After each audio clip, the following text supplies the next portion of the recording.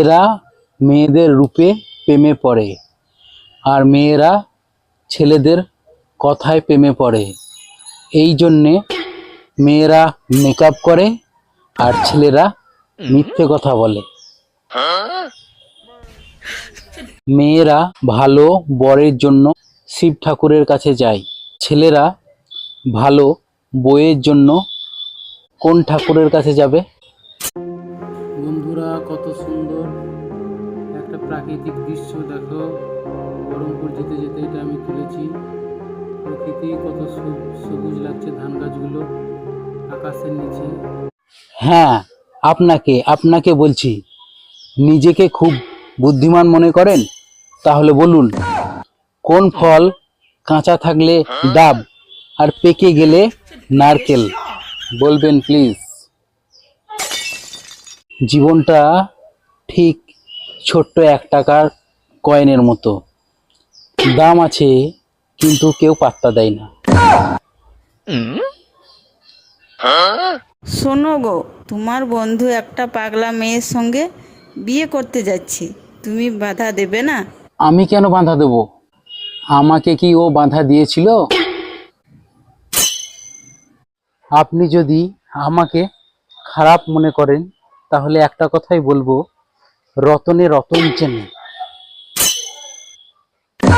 Mobile 2 ঘন্টা চালাও বা 4 ঘন্টা, স্ত্রীর কাছে ওটা 24 ঘন্টা। সপ্তাহে 3টি দিন আমাকে খুব ভালো লাগে। 1 সোমবারের আগের দিন, 2 শনিবারের পরের দিন, আর রবিবার। এই 3টি দিন আমাকে খুব ভালো লাগে।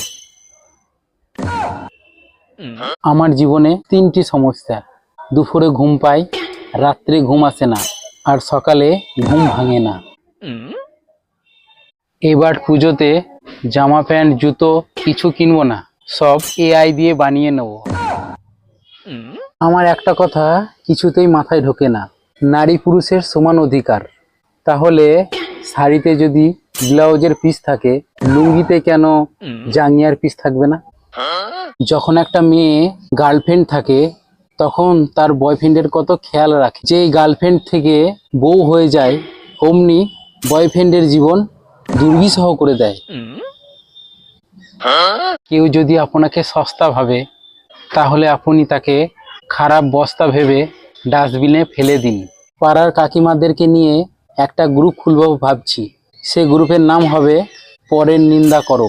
অনেকেই চোখের চশমা কপালে পড়ে, যার যেটা নষ্ট সে সেখানেই পড়বে। ভালো থাকুক তারা, একটু পর ফোন করব বলে ফোন করেনি যারা।